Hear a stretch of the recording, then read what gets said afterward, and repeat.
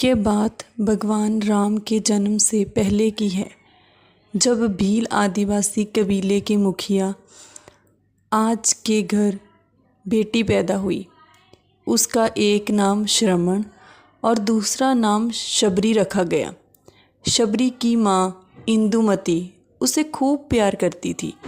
बचपन से ही शबरी पशु पंछियों की भाषा समझकर उनसे बातें किया करती थी, और जब शबरी की माँ उसे ये करते हुए देखती तो कुछ समझ नहीं पाती थी।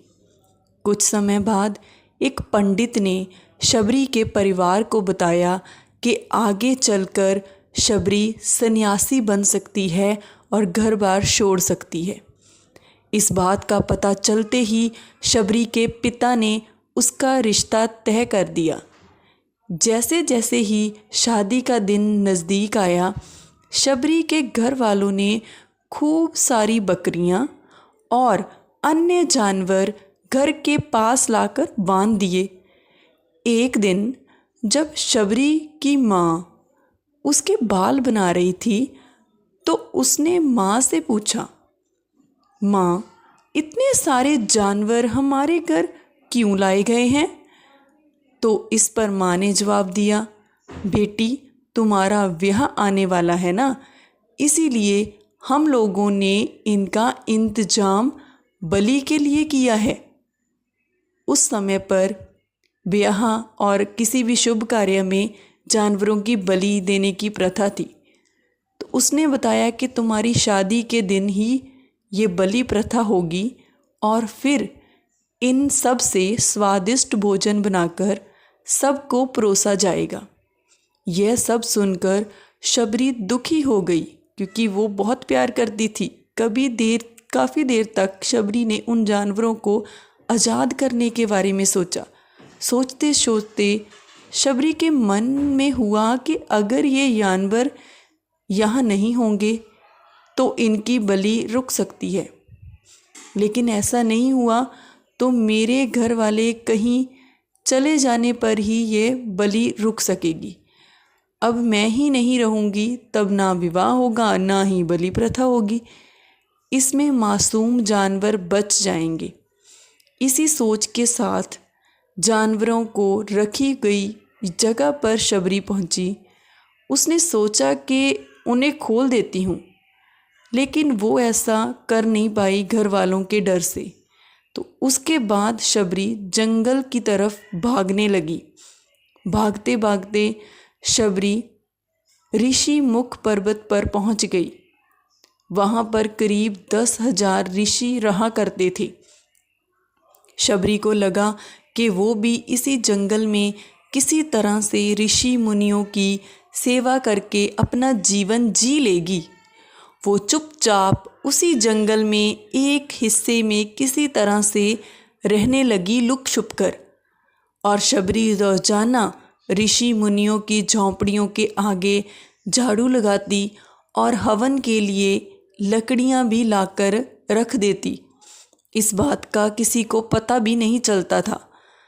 ऋषियों मुनियों को ये समझ नहीं आ रहा था कि इस जंगल में उनके काम अपने आप कैसे हो रहे हैं, कौन कर रहा है। तो एक दिन शबरी को किसी ऋषि ने देख लिया। उसे देखते ही उसका परिचय पूछा गया। जैसे ही शबरी ने बताया कि वो भील आदिवासी परिवार से संबंध रखती है, तो उसे ऋषियों ने खूब डांट लगाई। शबरी को तो इस बात का बिल्कुल भी नहीं पता था कि उसकी जाति छोटी है और उसे ऋषियों द्वारा जाति की वजह से अपमान सहना पड़ेगा। अगर पता होता तो शायद वो ये काम ना करती। इतना सब होने के बाद भी शबरी हर ऋषि मुनि के दरवाजे पे पहुंचती और उनके आंगन में झाड़ू लगाकर उनसे गुरु दक्षिणा देने के लिए कहती। हर कोई शबरी को उसकी जाति की वजह से अपने आश्रम से भगा देता था, लेकिन उसने हार ना मानी। ऐसा होते होते काफ़ी समय बीत गया। उसके बाद शबरी मतंग ऋषि की कुटिया में पहुंची। वहां पहुंचकर मतंग ऋषि को शबरी ने बताया कि वो उनसे गुरु दीक्षा लेना चाहती है। तो उन्होंने भी खुशी खुशी उसे अपने गुरुकुल में रहने दिया और उसे भगवान से जुड़ा ज्ञान देते रहे। शबरी ने भी अपने गुरु मतंग ऋषि की सेवा करने में कोई कसर न छोड़ी। वो गुरुकुल के भी सारे काम किया करती थी और शबरी से खुश होकर मतंग ऋषि ने उसे अपनी बेटी मान लिया था।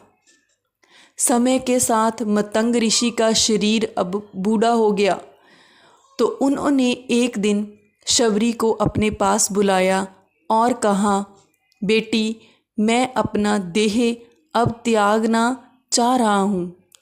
बहुत साल हो गए हैं इस शरीर में रहते रहते, अब मैं मुक्ति चाहता हूँ।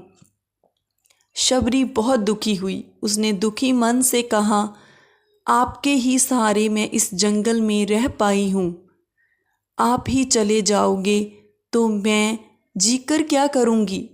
आप ऐसा कीजिए, कृपया आप मुझे अपने संग ले जाइए, मैं भी देह त्याग दूंगी। मतंग ऋषि ने जवाब दिया, बेटी, तुम्हें चिंता करने की ज़रूरत नहीं है। राम तुम्हारी चिंता करेंगे और तुम्हारा ध्यान भी रखेंगे। शबरी ने नाम सुनने के बाद पूछा, राम वे कौन हैं और उन्हें मैं किस तरह से ढूंढूंगी। तो मतंग ऋषि ने बताया, राम कोई और नहीं, भगवान है। वो तुम्हें सारे अच्छे कर्मों का फल देंगे। तुम्हें उन्हें ढूंढने की भी कोई ज़रूरत नहीं है। वो एक दिन खुद तुम्हें खोजते हुए इस कुटिया में आएंगे और तुम्हें उनके हाथों से ही मोक्ष मिलेगा। तब तक तुम इसी आश्रम में रहो। इतना कहते ही मतंग ऋषि ने अपना शरीर त्याग दिया।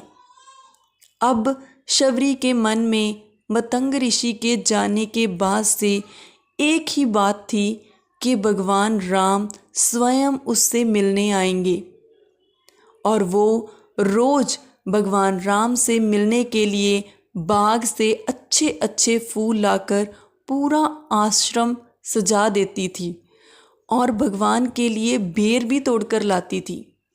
भगवान के लिए बेर चुनते हुए शबरी उन्हें चख लेती ताकि भगवान को सिर्फ मीठे मीठे बेर ही दे। हर रोज शबरी इसी तरह से भगवान के दर्शन की आस में फूल और बेर इकट्ठा करती रहती थी। इसी तरह इंतजार में कई साल बीत गए। शबरी का शरीर भी अब एकदम वृद्ध हो गया था। एक दिन आश्रम के पास के ही तालाब में शबरी पानी लेने के लिए गई। तभी पास के ही एक ऋषि ने उसे अछूत कहते हुए वहाँ से भागने के लिए कहा और एक पत्थर भी मार दिया। वो पत्थर जब शबरी को लगा तो उसे चोट लग गई और खून बहने लगा। उसके बहते हुए खून की एक बूंद उसी तालाब के पानी में गिर गई। देखते ही देखते पूरा तालाब का पानी खून में बदल गया। ये सब होता देख ऋषि ने शबरी को ही डांटा और कहा कि हे पापन, तुम्हारी वजह से पूरा पानी खराब हो गया है। हर रोज ऋषि उस पानी को साफ करने के लिए अपनी कई तरह की विद्याओं का इस्तेमाल करते। कई सारे जतन करने के बाद भी कुछ नहीं हुआ। फिर उन्होंने गंगा जैसी पवित्र कई नदियों का जल उस तालाब में लाकर डाला, फिर भी तालाब का पानी साफ नहीं हो पाया और वो पानी खून जैसा ही रहा। कई सालों तक तालाब के पानी को साफ करने की कोशिश के बाद भी कुछ भी काम नहीं आया, पानी वैसा ही रहा। तो ऋषियों ने थक कर सब कुछ छोड़ दिया। इस घटना को भी अब कई साल बीत गए थे। कई सालों के बाद भगवान राम अपनी पत्नी सीता के हरण के बाद उन्हें ढूंढते हुए उसी तालाब के पास पहुँचे। ऋषि मुनियों ने उन्हें पहचान लिया। भगवान को वहाँ देखकर ऋषियों ने तालाब का पानी साफ करने के लिए भगवान को अपने पैर उसमें डालने के लिए कहा, लेकिन पानी जैसे का तैसा ही था।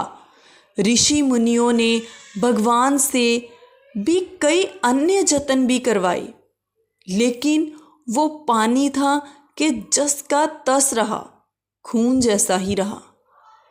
तब भगवान ने ऋषियों से पानी के रक्त में बदलने की कहानी पूछी। उन्होंने पूछा कि ये पानी रक्त में बदल कैसे गया। तब उस ऋषि ने शबरी को पत्थर मारने वाली सारी बात बता दी। उसके बाद कहा कि वो महिला ही अपवित्र है, छोटी जात की है, इसीलिए ये सब हुआ है भगवान। तो उसी वक्त भगवान राम ने कहा, ये सब आप लोगों ने बहुत गलत किया, ये सब आप लोगों के खराब वचनों से हुआ है। शबरी को इस तरह के शब्द बोलकर आप लोगों ने उसे नहीं बल्कि मेरे दिल को घायल किया है। इसी घायल दिल के रक्त का प्रतीक ये तालाब का लाल पानी है। आगे भगवान राम बोले, कहाँ है वो माई, मैं उनसे मिलना चाहता हूँ। तब तक शबरी भी उसी तालाब के पास पहुँच जाती है और इस दौरान शबरी के पैर को ठोकर लगती है और कुछ धूल उस तालाब में गिर जाती है। तभी तालाब का सारा पानी साफ हो जाता है। भगवान सबसे कहते हैं कि देखिए, आप लोगों ने क्या कुछ नहीं किया, लेकिन पानी साफ नहीं हो पाया। और अभी सिर्फ इन माता के पैर की थोड़ी सी धूल ने ही तालाब का पानी एकदम से साफ कर दिया। भगवान राम को शबरी पहचान चुकी थी। उन्हें प्रणाम करके शबरी ने कहा, भगवान आप मेरे साथ मेरी कुटिया में चलिए। भगवान भी खुशी खुशी शबरी के साथ चल पड़े। फूलों से शबरी ने भगवान राम का स्वागत किया। वो सीधे बेर तोड़ने के लिए भाग गई और चक चक कर उनके लिए बेर लेकर आई। जब वो बेर लेकर वापस आई और उन्होंने बड़े ही प्यार से भगवान राम को और उनके भाई लक्ष्मण को वो बेर खाने को दिए, भगवान राम ने भी उतने ही प्यार से उन बेरों को खाना शुरू कर दिया। तभी बेरों को देखकर मुंह बनाते हुए लक्ष्मण ने कहा, भैया ये बेर तो जूठे हैं, इन्हें आप कैसे खा सकते हैं। तो भगवान ने जवाब दिया, लक्ष्मण ये जूठे नहीं बल्कि बहुत ही मीठे हैं। शबरी माई हम सबके लिए ये बहुत ही प्यार से तोड़कर लाई है। इतना कहकर भगवान प्यार से उन बेरों को खाने लगे। भगवान ने जाते हुए शबरी माई से कहा, आप मुझसे जो चाहो वो मांग सकती हैं।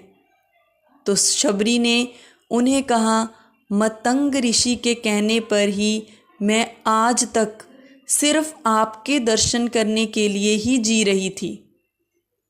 अब आप मुझे मोक्ष प्रदान कीजिए प्रभु।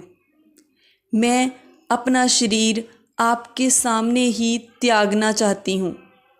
उसी वक्त शबरी माई ने अपना शरीर त्याग दिया। भगवान राम ने अपने हाथों से उनका अंतिम संस्कार किया और सीता माता की खोज में आगे बढ़ गए। इस तरह से ऋषि मतंग की बात सच साबित हुई और शबरी को भगवान राम के दर्शन भी हुए। तभी से ही भगवान राम को शबरी के राम भी कहा जाने लगा है। कहानी से हमें यही सीख मिलती है कि सच्ची श्रद्धा हो तो भगवान के दर्शन ज़रूर होते हैं। दोस्तों कमेंट में जय श्री राम लिखना मत भूलना। धन्यवाद।